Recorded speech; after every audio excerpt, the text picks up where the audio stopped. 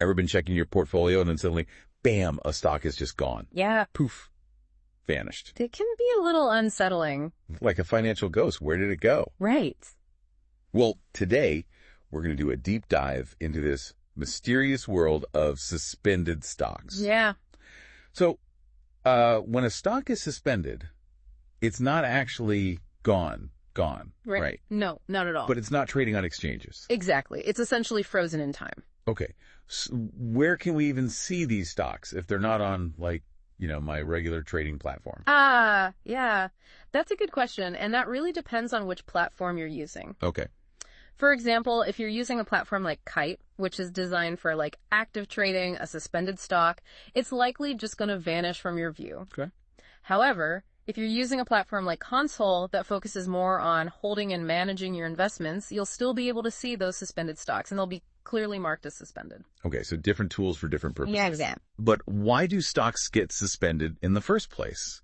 What could cause this, like, financial timeout? So there are a variety of reasons. A common one is if a company fails to meet some sort of regulatory requirement.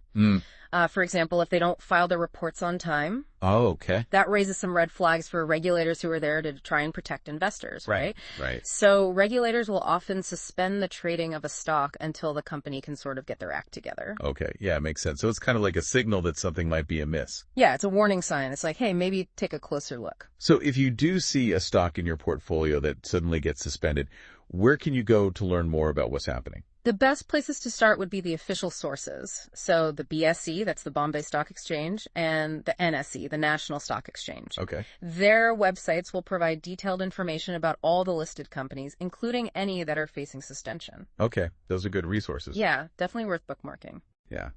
So let's talk about the possible outcomes. What are the potential scenarios once a stock is suspended? So there are basically two main paths. It's kind of like a fork in the road. Okay. In one scenario, the company will address whatever issues led to the suspension, they'll get back into good standing with regulators, and trading will resume. Phew. What a relief. Right, and everyone breathes a sigh of relief. Yeah. But on the other hand, the other path can get a bit more complicated. Yeah. If the company can't resolve their issues, they might end up getting delisted from the exchange completely. Oh, no. Yeah, and in that case, the shareholders may have to write off their investment as a loss. So it's really important to remember that, investing does always carry some level of risk. Definitely. Thinking back to what we discussed before, I guess when you're researching a company, seeing if they have a history of these kinds of issues would be a good place to start, right? Absolutely. Due diligence is critical when you're considering an investment.